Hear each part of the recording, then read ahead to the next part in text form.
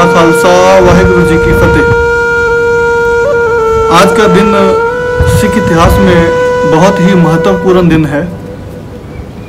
आज 1 अगस्त 1863 के दिन शेर पंजाब महाराजा रणजीत सिंह की सबसे छोटी रानी, जिन्हें महारानी जिंद कौर के नाम से हम जानते हैं, जिन्हें सिख इतिहास में महारानी जिंदा करके भी संबोधित किया गया है, आज ही के दिन उनका इंग्लैंड के अंदर देहांत हुआ था।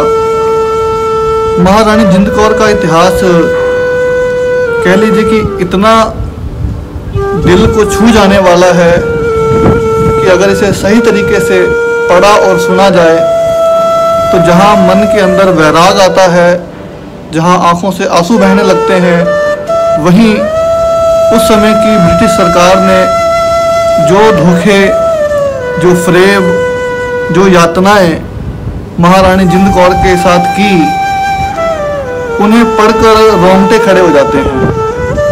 क्योंकि अपने आप को मानव अधिकारों के रक्षक कहने वाले, उस समय अमन शांति का पैगाम देने वाली ब्रिटिश सरकार ने ऐसी कोई कसर नहीं छोड़ी जिससे महारानी जिंद कौर को कह लीजिए कि बेइज्जत किया जाए।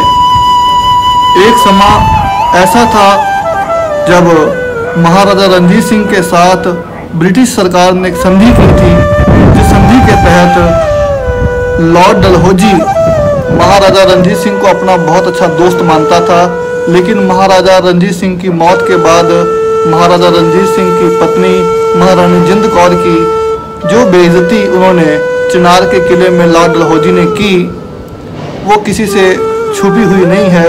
किताबों में, इतिहास में वो लिखित हो गई है। कह लीजिए कि एक तरीके से दोस्ती के नाम पर वो कलंक लगाकर चला गया। आइए थोड़ा महारानी जिंद कौर को याद करते हुए उनके इतिहास से शिक्षा लेने की कोशिश करते हैं, क्योंकि महारानी जिंद कौर एक बहुत ही कह लीजिए कि सुघड़, समझदार, तीव्र बुद्धि वाली औरत थी। महाराजा रणजीत सिंह की मौत 27 जून 1839 में होती है, लेकिन अंग्रेज़ों की इतनी हिम्मत नहीं हुई कि वो महाराजा के मरते के साथ ही पंजाब पर कब्जा कर लें। हाँ, आंखें वो बहुत देर से गड़ाकर बैठे हुए थे। उन्हें रोक रही थी अमृतसर की संधि, लेकिन फिर भी अंग्रेज़ों को महाराजा रणजीत सिंह की मौत के बाद 10 साल लग गए पंजाब पर कब्जा करने के लिए। महाराजा रणजीत सिंह की मौत के बाद महारानी जिंद कौर की हालत बहुत ही बदतर हो गई, या अंग्रेज़ों ने कर दी। महारानी जिंद कौर का जन्म 1817 में हुआ था। उनके पिताजी का नाम मन्ना सिंह, जो कि औलख परिवार से संबंधित थे। महारानी जिंद कौर की शादी के 2 साल के बाद ही महाराजा रणजीत सिंह का देहांत हो गया। ऐसा कह लीजिए कि महारानी जिंद कौर शादी के 2 साल के बाद ही विधवा हो गई। महाराजा रणजीत सिंह की मौत के समय में इनकी गोद में 9 महीने और 24 दिन के महाराजा दलीप सिंह थे। यही महाराजा दलीप सिंह का जो कह लीजिए कि बचपन का प्यार था, या इनकी जिम्मेदारी थी, जिसने महारानी जिंद कौर को, जो कि महाराजा रणजीत सिंह की सबसे प्यारी रानी थी, उन्हें सती होने से रोक लिया। अब महाराजा दलीप सिंह जो थे, अब उन्हें तख्त पर बिठाने की तैयारियां शुरू हो गई, लेकिन उम्र छोटी होने की वजह से पहले 5 साल ऐसे ही महारानी जिंद कौर ने अपने भाई जवाहर सिंह के साथ मिलकर पंजाब का राज संभाला। लेकिन अंग्रेज ये बात समझ गए थे कि महारानी जिंद कौर जब तक पंजाब के अंदर मौजूद है, हम पंजाब पर कब्जा नहीं कर सकते। कह लीजिए कि सिख इतिहास का जो एक पन्ना है महारानी जिंद कौर का, ये इतना कीमती है, इस एक पन्ने ने अंग्रेज़ों को पंजाब से 10 साल दूर रखा। ये महारानी जिंद कौर ही थी जिनके कह लीजिए कि हुक्म के अनुसार 10 साल तक पंजाब के अंदर अंग्रेज़ घुसपैठ तो करते रहे, लेकिन पूरी तरह से काबिज नहीं हुए। महारानी जिंद कौर जब महाराजा रणजीत सिंह की मौत हो गई, तो उसके बाद जो घर के भेदी थे, जो कह लीजिए कि जो गद्दार लोग थे, उन्होंने साजिशें रची और महारानी जिंद कौर को सरकारी कामों से दूर कर दिया। अब अंग्रेज उन्हें सरकारी कामों में शामिल नहीं करते थे। असल में ये उनकी चाल थी कि महारानी जिंद कौर को राज के कामों से दूर रखा जाए। और महाराजा दलीप सिंह के सरपरस्त बनकर जब महारानी जिंद कौर पंजाब संभाल रही थी तब भी अंग्रेज़ों को बड़ी तकलीफ थी, तो उन्होंने कह लीजिए कि चालें चल कर पहले तो महाराजा दलीप सिंह और उनकी माँ दोनों को जुदा कर दिया। ये वो सरकार है जो कह लीजिए कि मानव अधिकारों की बात करती थी। एक माँ और बेटे को आपस से बिछोड़ दिया गया, आपस से दूर कर दिया गया। अब महारानी जिंद कौर के ऊपर इल्ज़ाम लगाए गए कि वो बगावत करती है, वो जो महाराजा रणजीत सिंह और अंग्रेज़ों के बीच में संधि हुई है उसके खिलाफ जा रही है, वो सिखों के जर्नैलों को भड़का रही है ताकि वो अंग्रेज़ों के साथ लड़ाई लड़े। जबकि ये सिर्फ वो लोग थे जो गद्दार अंदर ही अंदर साजिशें रच रहे थे।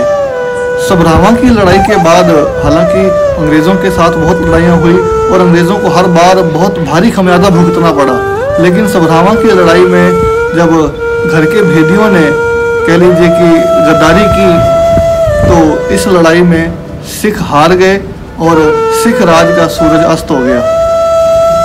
यहाँ पर ही महारानी जिंद कौर की तकलीफ़ें कह लीजिए कि कम होने की बजाय और बढ़ती गई। महारानी जिंद कौर को पहले लाहौर किले में कैद कर दिया गया और उन्हें पेंशन पे लगा दिया गया, क्योंकि अब लाहौर में उन्हें सिख मिलने आ जाते थे। इसलिए अंग्रेज़ों ने सोचा कि जितना हो सके इन्हें दूर किया जाए ताकि वो सिखों से ना मिल सके। इन्हें बनारस भेज दिया गया, बनारस से चिनार भेज दिया गया। इसके बाद महारानी जिंद कौर को बहुत देर तक अंधेर कोठरी में डाल दिया गया, जहां उनकी आंखों की रोशनी जाती रही, क्योंकि उन्हें सूरज दिखाई ही नहीं देता था। किसी तरह से वो कह लीजिए कि नौकरों के कपड़े पहनकर अपने मुंह पर कालख लगाकर वो नौकरानी का भेष लेके जेल से भाग गई और पहुंच गई नेपाल।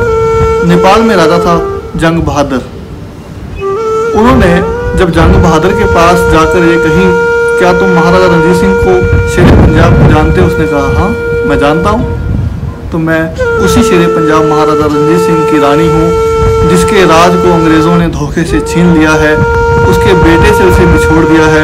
अब मेरी हालत महारानी होने के बावजूद भिखारियों जैसी हो गई है, तुम मेरी मदद करो। तो राजा जंग बहादुर ने कहा कि मैं फौज लेके तो अंग्रेज़ों के साथ नहीं लड़ सकता, ना ही मैं आपके इस पूरे दुखांत को बदल सकता हूँ, लेकिन मैं आपको शरण दे सकता हूँ। तो जंग बहादुर ने महारानी जिंद कौर को नेपाल में शरण दी।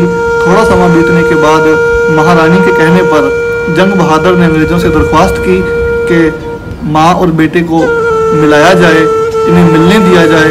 तो भी अंग्रेज़ों ने मिलने पर एक शर्त रखी कि इनका मिलाप कलकत्ते में होगा। असल कारण ये था कि पंजाब से महारानी जिंद कौर जितना दूर रहेगी, जितना महाराजा दलीप सिंह पंजाब से दूर रहेगा, उतना अंग्रेज़ों के लिए अच्छा था। इसलिए जगह नियत हुई कलकत्ते के अंदर स्पेनिश होटल में उनकी मुलाकात हुई। वो महारानी जो इतने कष्ट झेलती आ रही है वो तब नहीं टूटी, लेकिन जब उसने अपने बेटे के सर पर आशीर्वाद देने के लिए हाथ रखा और सर पर ना पगड़ी, ना जूड़ा, ना मुंह पर दाढ़ी केस, वो रानी ज़ोर ज़ोर से टूटकर रोने लग गई और परमात्मा से कहने लगी, भगवान तूने इतने दुख दिए, मैं बर्दाश्त कर गई, लेकिन ये वाला दुख बर्दाश्त से बाहर हो गया है। उसने दलीप सिंह को ताना मारा कि देख अंग्रेज़ों ने अपना राज ले लिया, अंग्रेज़ों ने हमें पंजाब से बाहर निकाल दिया, अंग्रेज़ों ने हमें एक दूसरे से जुदा कर दिया, फिर भी हम पलते फूलते रहे, लेकिन जो तुमने सिक्की से मुंह मोड़ दिया है ये माफ़ी के काबिल नहीं है। ये बोल दलीप सिंह के मन पर घर कर गए। महारानी जिंद कौर को अपने साथ लेकर वो इंग्लैंड चले गए, लेकिन अंग्रेज़ों ने उन्हें अलग अलग रखा। महाराजा दलीप सिंह को अलग जगह पर रखा गया और महारानी जिंद कौर को अलग जगह पर। जब महारानी जिंद कौर का आखिरी समय आया तो उसने महाराजा दलीप सिंह से कहा कि मेरी अंतिम इच्छा है कि मुझे शेर पंजाब मेरे पति महाराजा रणजीत सिंह की जो जहाँ पर समाधि बनी हुई है मुझे वहाँ दफनाया जाए, मेरा अंतिम संस्कार इंग्लैंड में ना करना। महारानी जिंद कौर 1 अगस्त 1863 के दिन इंग्लैंड में इस फानी संसार को अलविदा कह गई। अब बात आई थी उनकी अंतिम इच्छा पूरी करने की। महाराजा दलीप सिंह ने अंग्रेज़ों से बहुत दरख्वास्त की, बहुत रिक्वेस्ट की कि उनकी माताजी को पंजाब लेके जाने की आज्ञा दी जाए। 6 महीने के बाद आज्ञा मिली, लेकिन यहाँ पर भी जैसे मैंने पहले कहा, उन्हें पंजाब से दूर रखने की ही साजिश थी।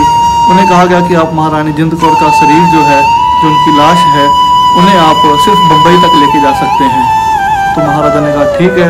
वो महारानी जिंद कौर की लाश को इंग्लैंड से नासिक लाए। यहाँ नर्मदा दरिया के पास उनका अंतिम संस्कार किया गया और वहीं पर ही उनकी अस्थियां दफनाकर समाधि बनाई गई।